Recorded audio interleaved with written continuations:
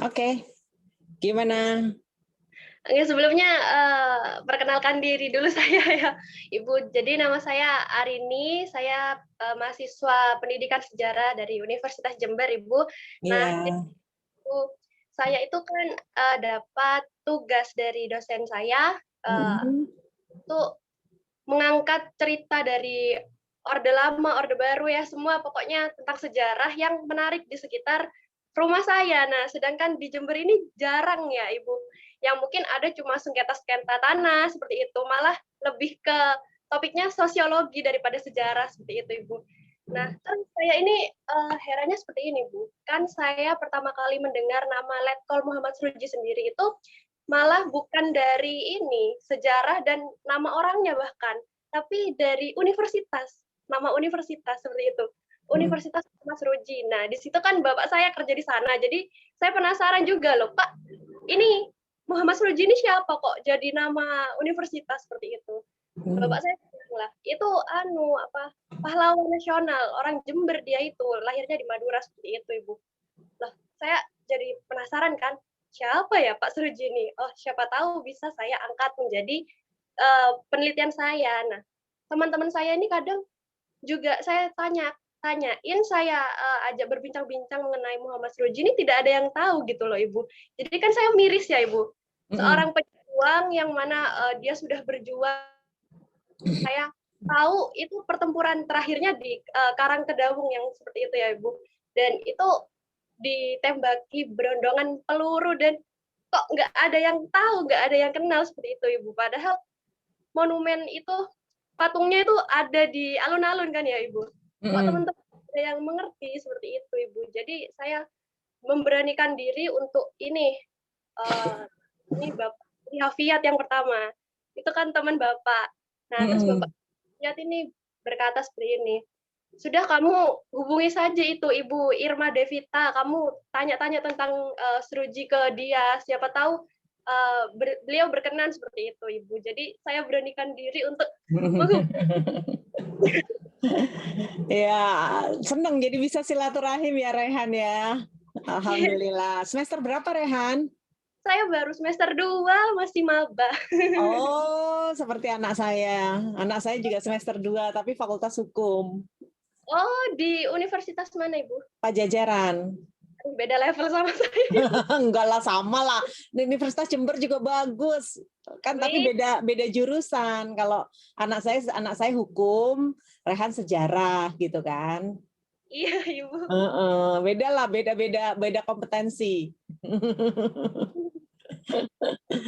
Gimana Rehan? Ada yang mau ditanyain apa nih kira-kira yang Rehan pengen tahu dari Letkol Muhammad Sroedji?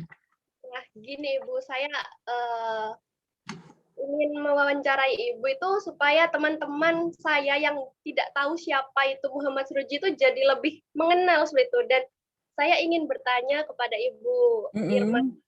bahwasanya apa sih yang menarik, apa sih di balik perjuangan Muhammad Sroedji ini, cerita apa yang menarik seperti itu, Ibu? Mhm. Jadi Mhm. gini, kalau kita melihat sosok seorang, pahlawan, tentunya yang pasti kalau kita bicara siapa sih sebenarnya pahlawan itu adalah semua orang menurut saya yang berjuang melakukan sesuatu hal yang dia yakini secara benar.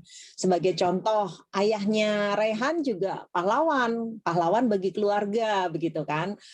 Guru itu juga pahlawan, pahlawan bagi pendidikan karena berkorban loh, ngajar capek, terus kemudian juga mendidik murid-murid, terus ya tidak dengan balasan yang sebenarnya tidak setimpal dengan ketulusan dan keikhlasannya dalam memberikan ilmu itu sendiri. Karena dalam hal ini semua yang kita perjuangkan dengan benar dan dengan penuh keyakinan dan itu berimpact kepada seseorang, menurut saya itu adalah pahlawan gitu. Jadi kalau kembali lagi kepada Letkol Muhammad Sroedji, satu hal yang menarik menurut saya dari Letkol Muhammad Sroedji itu tidak hanya perjuangannya dan dramatisnya ketika beliau gugur dan dipertontonkan, disiksa dan dipertontonkan begitu kan.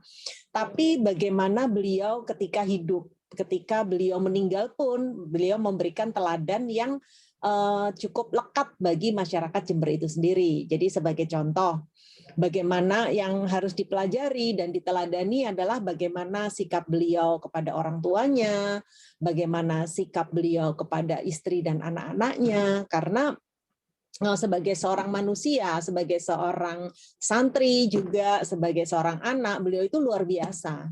Karena kepada keluarga pun juga sangat penyayang, orangnya juga suami teladan ya istilahnya ya.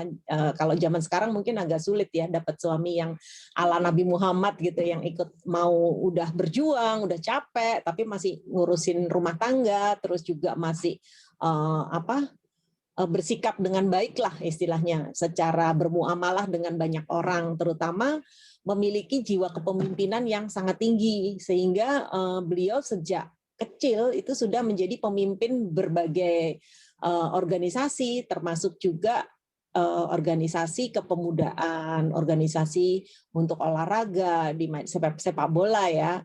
Terus kemudian sampai makanya kenapa terpilih menjadi Chudancho. Chudancho itu kalau di peta merupakan, mungkin udah belajar tentang peta juga, Rehan? Begini Ibu, saya dengar satu hal yang menarik di internet itu Ibu. Letkol Muhammad Suroji ini satu angkatan dengan Bapak Soeharto dan Ahmad Yamin, itu apa benar? Ibu? Ahmad Yani ya, ya di peta ya, di peta. Ya di peta. Peta itu pembela tanah air. Jadi pada waktu itu sebenarnya kan ada perekrutan tentara dari bangsa Indonesia sendiri. Pada waktu itu kan Jepang sudah kalah perang di Burma. Nah, jadi otomatis di situ semakin terdesak karena nanti tentara sekutu itu kan akan memaksa Jepang untuk menyerahkan semua yang dia menyerah kalah lah. Artinya semua daerah jajahannya kan harus diserahkan. Makanya kenapa terpikir untuk membentuk suatu tentara yang tujuannya adalah mempertahankan sendiri wilayah Indonesia, atau sebetulnya itu adalah untuk kepentingan Jepang, tapi itu dimanfaatkan oleh bangsa Indonesia untuk mendapatkan pelatihan perang yang cukup baik begitu. Nah, pada saat perekrutan itulah dari seluruh Indonesia dari terutama Pulau Jawa 330 calon perwira. Salah satunya adalah Pak Suroji dan juga Pak Harto yang asalnya dulu dari Tentara Kenil. Terus masuk lagi tapi jadi Sodanco dan Pak Ahmad Yani, termasuk juga Supriyadi, termasuk juga pahlawan-pahlawan lainnya, karena rata-rata dari peta itulah yang nantinya cikal bakal komandan-komandan TNI, termasuk juga Jenderal Sudirman. Tapi Jenderal Sudirman itu direkrut dengan cara yang berbeda karena beliau adalah kiai, jadi sebagai Daidanjo begitu. Perbedaannya apa nggih, Bu? Kalau Shodancho itu lebih, atau tentara yang masih selevel tingkat pertama lah ya, itu sebagai pasukan perangnya. Jadi perwira pertama lah istilahnya ya. Jadi setara sama letnan. Tapi kalau udah Chudancho seperti Pak Suroji itu Chudancho itu setara kapten, perwira yang lebih tinggi walaupun masih kategori perwira yang pertama. Nah, tujuannya adalah kalau Shodancho itu komandan peleton, kalau Chudancho itu nanti komandan kompi. Lebih besar, peleton tuh 30 orang, kompi itu kalau nggak salah 50 orang begitu. Atau lebih gede lagi. Jadi beberapa peleton dibawahi oleh satu komandan kompi. Nah, baru nanti ada lagi yang namanya komandan batalion, itu Daidan. Di Daidan itu nanti dipimpin oleh orang-orang yang memang kiai sebenarnya, rata-rata yang punya pengaruh di masyarakat. Nanti gelarnya dia adalah Daidanco. Nanti setelah pelatihan, nanti akan dikembalikan ke masing-masing wilayahnya. Seperti Pak Suroji dikembalikan ke Kencong atau di Jember karena nanti harus membentuk Daidan Jember gitu di Kencong. Nah, nanti di situ Pak Suroji baru merekrut masyarakat, pemuda-pemuda sekitar untuk dididik dan dilatih sebagai tentara peta, tapi yang untuk prajuritnya lah istilahnya, pimpinannya itu ya tamatan dari yang pendidikan peta di Bogor begitu. Sama ini nggih Ibu, Bapak Dr. Subandi? Ya, Bapak Dr. Subandi itu agak berbeda jalurnya karena beliau dari EC EC Sodanco, EC Sodanco. Jadi beliau itu dari jurusan dari kedokteran. Dokter yang dipersenjatai lah istilahnya, dokter yang dijadikan tentara, dokter tentara.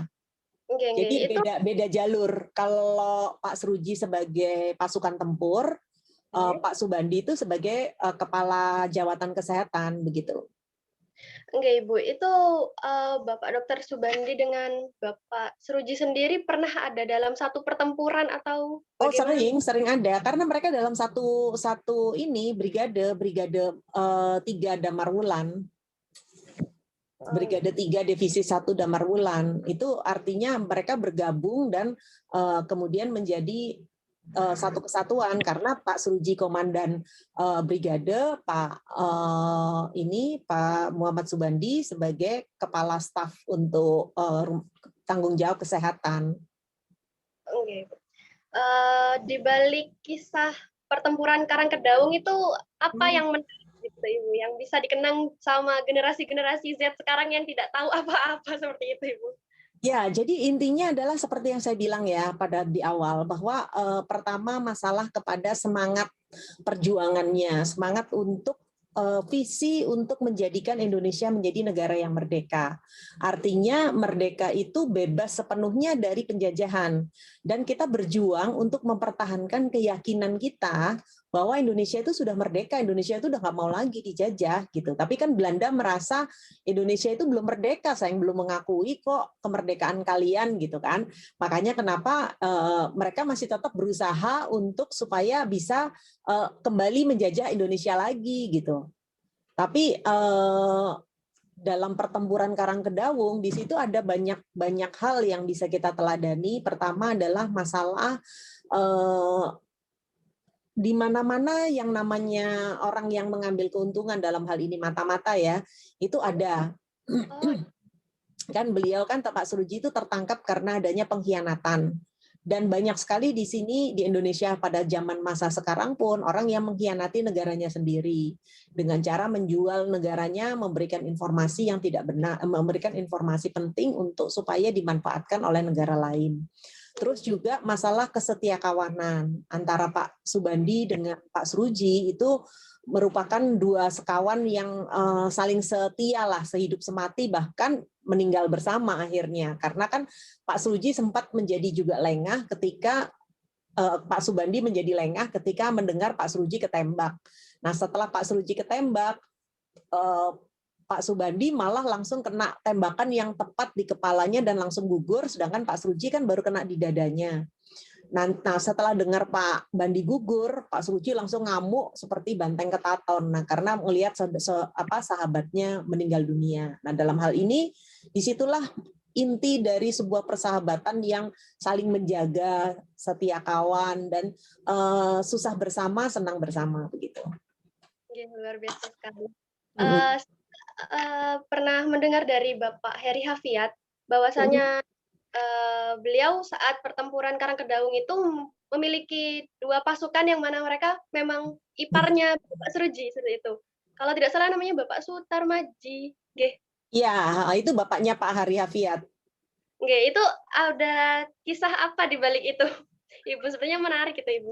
Iya, jadi pada waktu mungkin kalau sudah pernah baca novel Sang Patriot belum, Rehan?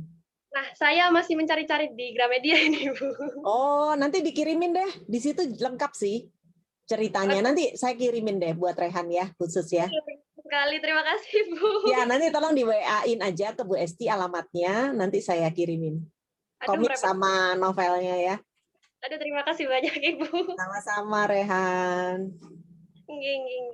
Di situ ya Pak Sutarmaji itu dulu itu masih semacam pembawa pesan lah ya kalau di dalam pasukan tadi, tapi beliau tuh termasuk yang bisa lolos dari Karangkedawung. Nah, itu kan seluruh keluarga dari Bapak Sruji itu pindah seperti itu ya, Ibu? Hijrah. Nah, pada akhirnya kan Bapak Sruji kan diseret menuju ke alun-alun. Nah, seperti itu bagaimana ceritanya itu, Ibu? Bisa jenazahnya diambil oleh masyarakat itu mungkin? Jadi nanti juga kita kirimin linknya, cerita tentang prosesi penarikan jenazahnya itu. Jadi pada waktu itu kan Pak Sruji sudah terkenal namanya ya. Jadi pada waktu dipertontonkan itu semua pada banyak yang merasa sedih kenapa jenazah seorang komandan besar itu diperlakukan dengan cara seperti itu. Mungkin saya bisa share sedikit ininya, gambarnya.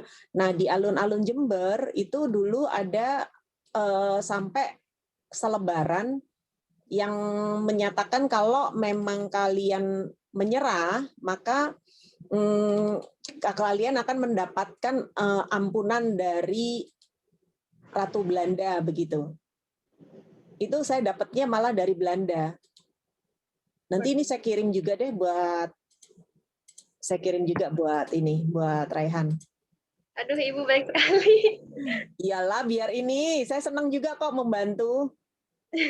Jadi ini Pak Sruji ketika ini, jadi kalau di peta Bogor ini nih, beliau ada di Komandan Kompi sini, Muhammad Sruji. Ini kelihatan ya gambarnya ya? Dia kelihatan, Ibu. Nah, ini pada waktu pemimpinan Komando Operasi Gerilya untuk Kabupaten Lumajang, Probolinggo, Jember Selatan. Waktu kelas pertama, ini Pak Sruji yang ini yang besar badannya. Nah, ini jalur wingate-nya. Terus kemudian di sini nih, ini yang di belakang patung besar itu ada relief. Relief itu tentang menggambarkan, cuman sayangnya agak sedikit kurang terawat, ini menggambarkan pertempurannya Pak Sruji. Nah, ini waktu jenazahnya dipertontonkan, dipotret sama Jepang, ini saya dapatnya dari Jepang. Dari Belanda, sorry, maaf, dari Belanda. Nah, ini ada selebaran seperti ini. Jadi dipertontonkan berikut dengan jenazahnya Pak Sruji. Nah, pada waktu dipertontonkan seperti itu, letkol kan ini ada di pelataran Hotel Jember nih. Nggih. Nah, terus kemudian prosesinya seperti ini. Bentar, saya bukakan yang satunya.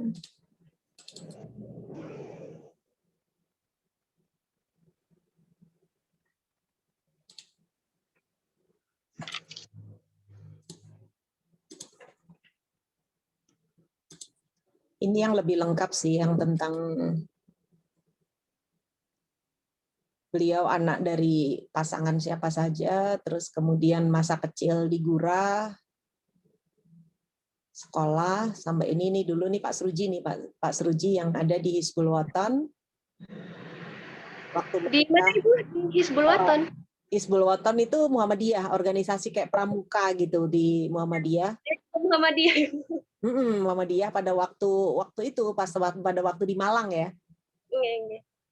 Nah, ini Pak Sruji juga sama nenek saya. Ini waktu di Jember, Kreongan. Ini waktu perekrutan tentara peta. Wah. Ini ada.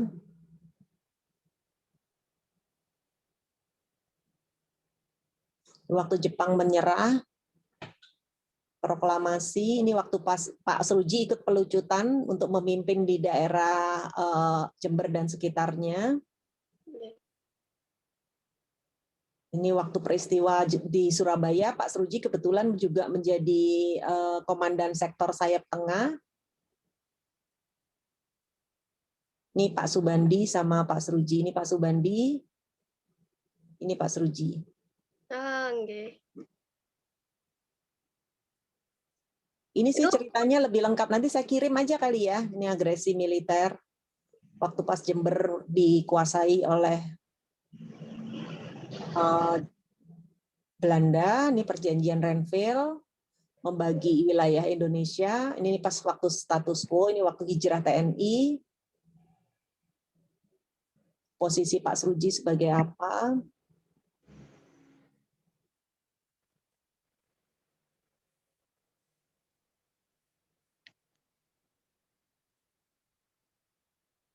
Ini lengkap sih. Nanti saya kasih ya sampai termasuk yang nembak Pak Sruji ini pasukan ini nih. Ibu ini dapat informasi-informasi seperti ini dari mana saja? Dari mana-mana, termasuk ini. Kalau misalnya mau diskusi sama Mas Hakim aja, RZ Hakim itu. yang di Iya, iya. Jember. Kenal kan? Dikasih. Tahu nomornya Mas RZ Hakim? Kalau nomornya belum ada, tapi sudah saya kirimi pesan lewat Facebook. Facebook ya. Nah ini Kiai Dahnan waktu pas meminta. Ini dulu alun-alun apa tempat masjid disemayamkannya Letkol Muhammad Seruji. Ini makamnya. Ini proses peletakan patung yang pertama kali. Sekarang ininya, ini kita universitas, ini jalan-jalannya. Ini ibu saya yang kanan. Oh, nggih. Ini sudah meninggal semua yang dua, terus ini masih ada bude saya, ini ibu saya. Oh, nggih. Masih ada nggih, Ibu? Masih ada, alhamdulillah. Ini bintang Mahaputra dan lain-lain. Ini nenek saya meninggal tahun 2000. Saya belum lahir itu, Ibu. Iya, belum lahir, Masya Allah. Oh iya ya, 2002 ya, Rehan ya. Ntar saya kirim deh, Rehan ya. Aduh, terima kasih banyak, Ibu. Sama bukunya juga. Aduh, merepotkan sekali, saya jadi malu-malu gimana gitu, Ibu. Malu-malu seneng. Oke, mungkin okay. ada lagi pertanyaannya, Rehan, sebelum diakhiri. Ntar kalau udah dibaca, maksud saya baru kalau mau komunikasi lagi, boleh. Bu, insya Allah nanti saya skripsinya juga akan membawa ini. Iya, nanti kalau udah Rehan udah sempat baca, baru setelah dibaca, nanti kita diskusi lagi gitu ya, Rehan ya. Ya, Ibu, mantap. Pasti ini teman-teman juga tertarik kok. Misal Ibu saya ajak ikut seminar-seminar seperti itu. Boleh, Han. Nanti kalau misalnya ini kan makanya lewat Bu Esti tadi. Bu Esti ini nantinya yang akan